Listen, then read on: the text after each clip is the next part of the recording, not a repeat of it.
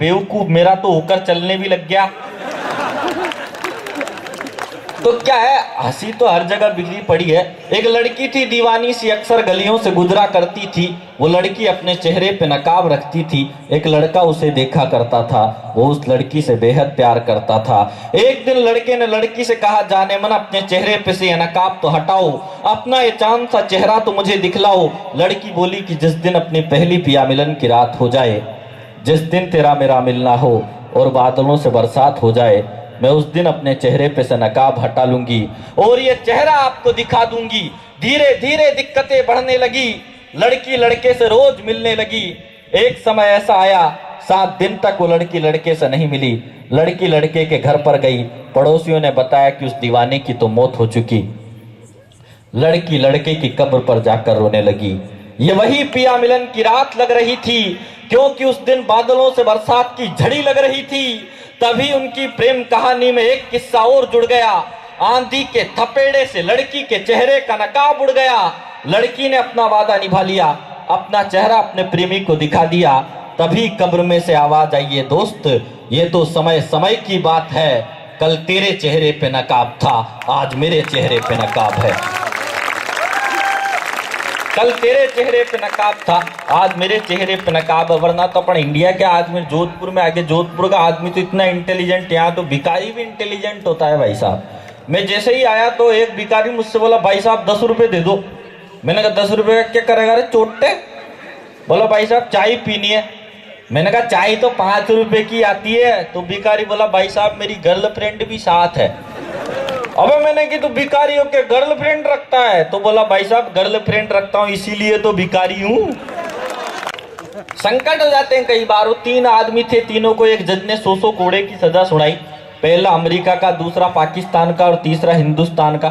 जज बोला, तुम तीनों अपनी अपनी सुरक्षा के लिए कमर पर एक चीज बांध सकते हो। अमेरिका का बोला, जज साहब मेरे 100 कोड़े मारो, लेकिन मेरी पीठ के पीछे तकिया बांध दो। दूसरा पाकिस्तान का था, वो थोड़ा ज्यादा इंटेलिजेंट था। वो बोला, जज साहब मेरे भी 100 कोड़े मारो, लेकिन मेरी पीठ के पीछे रजाई बांध दो। अब तीसरा हिंदुस्तान का, वो सबसे ही ज्यादा 1.5 शाना। वो बोला, जज साहब मेरे 100 नहीं, 200 नहीं, 400-500 कोड़े मारो, लेकिन मेरी पीठ के पीछे इस पाकिस्तानी को बांध दो। सारा संकट एक बार में ही समाप्त। कुछ करने की जरूरत ही नहीं है। ऐसी बहुत सारी घटनाएं हो जाती है। वो पिछले दिनों क्या हुआ, एक अमेरिकन मुझसे बोला कि यार दुनिया में जितने भी आविष्कार किए वो सब हम अमेरिका वालों ने किए, तुम इंडिया वालों ने क्या किया? मैंने कहा, तुम अमेरिका वालों ने क्या कर दिया रे चोटो? तो वो बोला, साहब हम अमेरिका वालों ने रोबोट बनाया, तुम इंडिया वालों ने बनाया हो तो बता। तो मैंने कहा, अमेरिकन, हमारे तो देश का प्रधानमंत्री रोबोट है। जब तक मैडम बटन नहीं दबाती तब तक तो ऑन ही नहीं होता। वो बोला, यार ये फालतू के आविष्कार मत गिनाओ, कोई ढंग का आविष्कार किया हो तो बताओ। जैसे हम अमेरिका वालों ने किया। हम अमेरिका वालों ने अभी एक ऐसी मशीन बनाई जिसमें इधर से बकरा डालो और उधर से सब्जी बन के तैयार। मैंने कहा, ये तो कुछ भी नहीं है, हमारे जोधपुर के IIT के छात्रों ने तो इससे भी बड़ा आविष्कार कर दिया। वो बोला, कौन सा आविष्कार हो रहा? आपके आविष्कार पे आप सब तालियां बजाना। मैंने कहा, हमारे जोधपुर के IIT के छात्रों ने इससे भी बड़ा आविष्कार किया। अमेरिकन बोला, कौन सा? मैंने कहा, उन्होंने एक ऐसी मशीन बनाई जिसमें इधर से बकरा डालो और उधर से सब्जी बन के तैयार। और आपको सब्जी पसंद नहीं आए तो उधर से वापस सब्जी डालो, इधर से वापस बकरा बन के तैयार।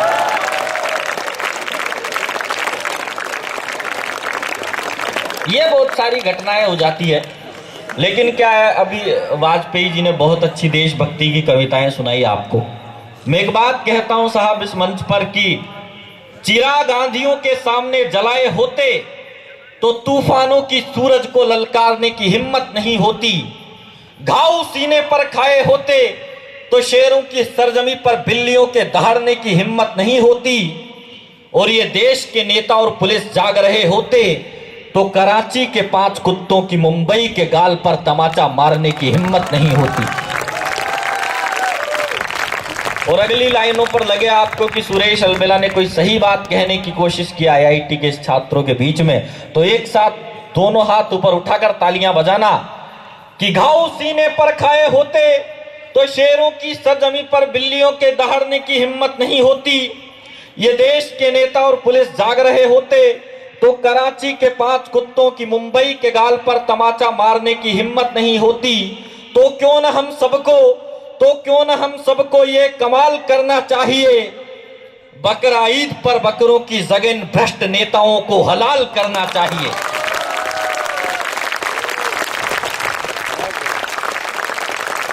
पर जिस तरह से शेरों के झुंड में सियारों की सगाई की नहीं जाती, ठीक उसी तरह से नापाक बलि खुदा को चढ़ाई नहीं जाती। अभी एक झगड़ा हुआ साहब मंदिर मस्जिद का, जब कोई नहीं बोला उस झगड़े में तो फिर मैं बोला। आप दिवाली को अंग्रेजी में लिख कर देखना, दिवाली अली पर समाप्त होती है।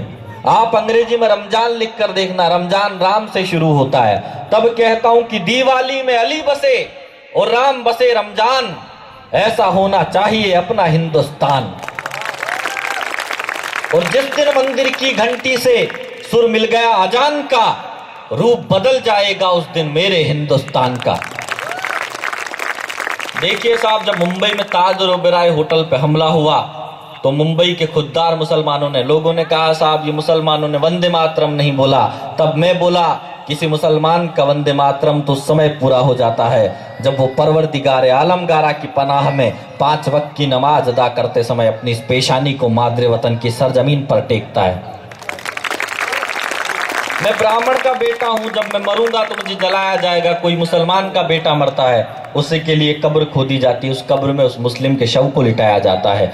जिस कब्र में लेटकर उस मुस्लिम के शव को लिटाया जाता है, उस माँ की गोद में उसका वंदे मातरम अपने आप पूरा हो जाता है।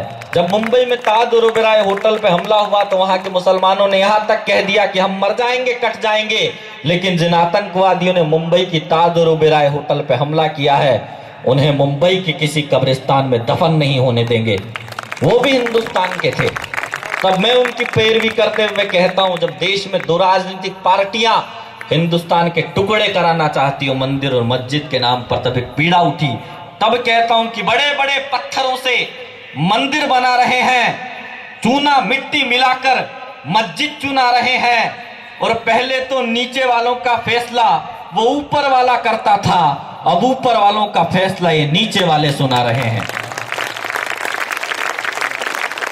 अब ऊपर वालों का फैसला ये नीचे वाले सुना रहे हैं। तब कहता हूं कि हमने प्रेम के अग्नि कुंड में पवित्रता की आहुति दी होती तो संस्कारों का खूनी खेल करने की हिम्मत नहीं होती।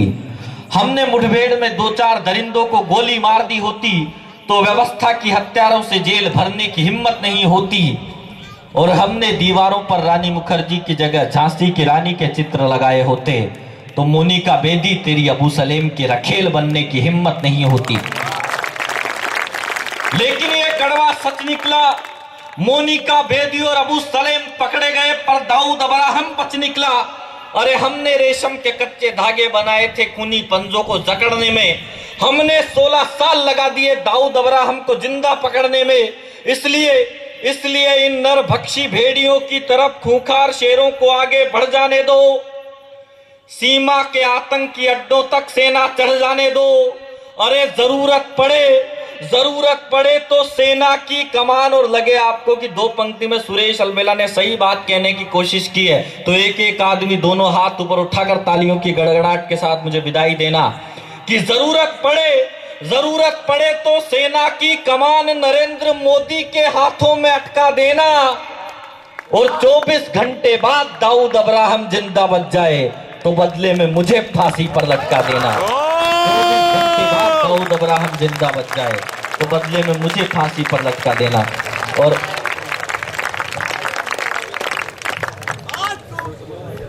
खूब तो क्या है, लेकिन जिस तरह की घटनाएं इस देश में हो रही है, वो राजा भैया आया 1764,000 करोड़ रुपए उसने खाए, कितने का घोटाला किया, कहीं अखबार में पढ़ा कि 30 साल तक ये पूरा देश काम कर सकता था, ये देश बैठे बैठे खा सकता था। जब इस देश में इस तरह के घोटाले हो तो मुझे लगता है आज नहीं तो कल आप सबको भी बाबा रामदेव की भाषा बोलनी पड़ेगी। तब कहता हूं मैं, और बहुत सारे लड़कों की मांग आ गई कि भैया वो सुना देना, मैं उनकी मांग भर देता हूं। हिंदुस्तान की प्रख्यात अभिनेत्री है, वही अपनी प्रातः आए है अगले साल तुम्हारे कोर्स में यही आएगा। हिंदुस्तान की प्रख्यात अभिनेत्री है, वही अपनी प्रातः स्मरणीय चारु स्मिता प्रतक्षणम रक्षम ददामी वस्त्रम समर्प्यामी वस्त्र विहारिणी डील उघाड़नी न्यून वस्त्र धारणी आदरणीय मल्लिका शेरावत। इमरान हाशमी। और हिंदुस्तान के एक प्रख्यात अभिनेता है, परम उत्तेजित रात्रिकालीन कुशल सेनानी अधर रम्यामी सर्व हृदय गामी नारी वस्त्रम भक्षणामी लिपस्टिक चटखामी महामहिम चुंबन स्वामी आदरणीय इमरान हाशमी।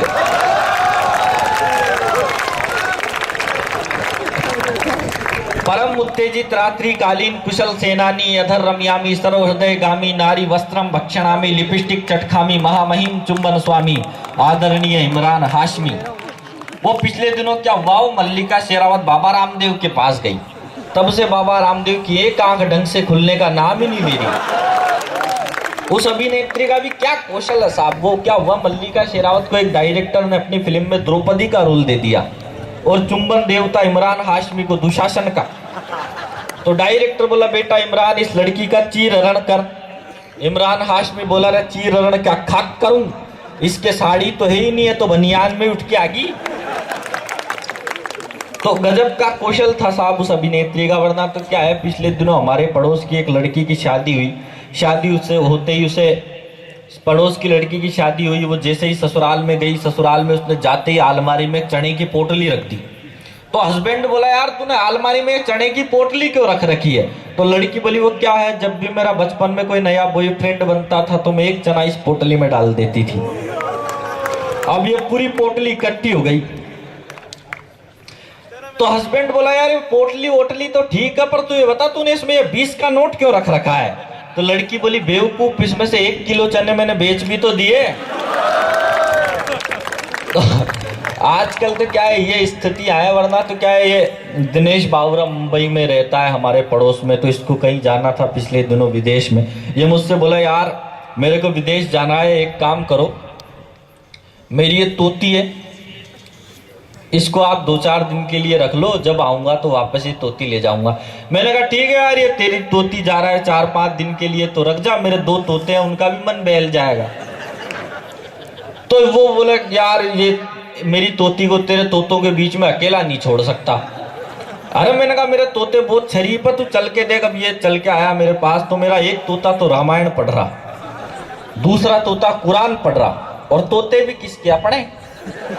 अब कितने, अब इससे देखो मेरे तोते देशभक्त हैं तो मैं कितना होऊंगा। एक तोता मेरा रामायण पढ़ रहा, दूसरा तोता कुरान पढ़ रहा। तो ये बोले दिनेश बावरा बोले यार ठीक है यार तुम्हारे तोते बहुत शरीफ है, ये लो मेरी तोती को रख लो आप 4 दिन के लिए। तो जैसे ही दिनेश बावरा कमरे के बाहर गया, मेरा एक तोता दूसरे के कोनी मार के बोला ओए छोड़ ये रामायण और कुरान, अपनी दुआ तो कबूल हो गई। ये बात है, कोई ज्यादा बढ़िया बात भी नहीं है। और इस मुकाम पे मैं आपसे, एक कांग्रेसी और एक भाजपाई की पिछले दिनों मुलाकात हुई, तो भाजपाई ने कांग्रेसी से कहा यार तुम्हारी सोनिया गांधी ने देश के लिए क्या किया, तुम्हारी सोनिया गांधी ने देश को 2 बच्चे दिए, इसके अलावा कुछ दिया हो तो बता। तो कांग्रेसी बोले और भाजपाई तुम्हारे अटल बिहारी वाजपेयी से तो वो भी नहीं हुआ। तो भाजपाई बोला रे कांग्रेसी क्या तू अटल जी को महान नहीं समझता, अबे बेवकूफ क्या तू गुप्त दान को दान नहीं समझता। तो राजनीति पर मैं कोई टिप्पणी करना नहीं चाहता, लेकिन क्या है आजकल वर्ल्ड कप चल रहा है। अभी आपने देखा हो हिंदुस्तान की क्रिकेट टीम ने 338 रन बनाए, इंग्लैंड ने भी बना दिए, बराबर का मैच टाई हो गया। अब क्या भारत की क्रिकेट टीम का तो वो क्या है, धोनी टाई करा के मैच आया, जैसे ही मुंबई में धोनी ने युवराज से कहा यार युवराज घूमने चलते हैं, तो युवराज बोला घूमने नहीं चलेंगे, जनता मारेगी पकड़ के, तेरी वजह से ही आ रहे थे आज का मैच। तो धोनी बोला अरे घूमने चल कुछ भी नहीं होगा। अब घूमने गए तो फिर उनको एक औरत ने पहचान लिया। औरत बोली ओए तुम धोनी और युवराज हो ना। तो धोनी बोला नहीं हम तो सीता और गीता है। औरत बोली मैं जानती हूँ तुम धोनी और युवराज हो। तो युवराज बोला तेरे को कैसे पता।